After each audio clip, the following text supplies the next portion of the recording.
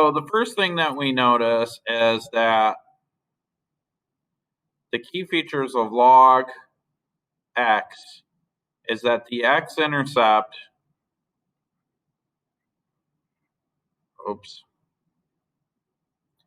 the x-intercept occurs at the point 1, 0.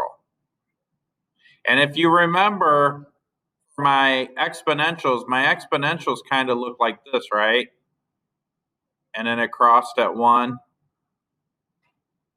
right? So this is, we'll call this g of x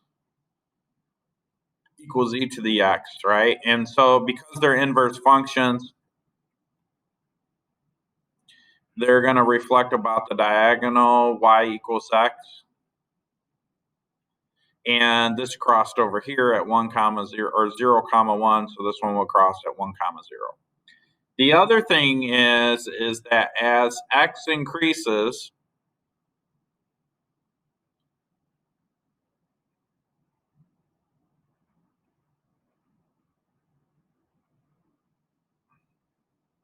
y increases.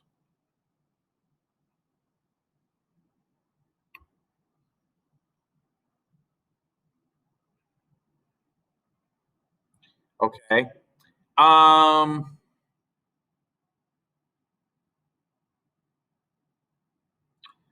We have a vertical asymptote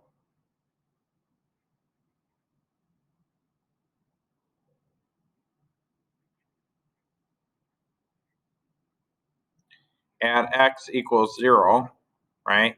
And so notice again at the exponential, we have like this horizontal asymptote, but on our log, we have a vertical asymptote at x equals 0. And then lastly, the function decreases to negative infinity. So f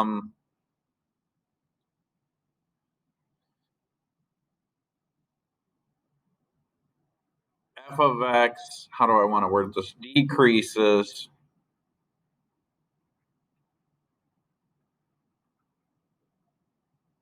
to negative infinity. It's kind of hard to see, but because of that asymptote, I really got to zoom in on it, and the calculator doesn't really do it justice. But what they're saying is that if this is my function, f of x equals log, it gets so close and it goes right along this line, right? So that would be f of x equals log of x.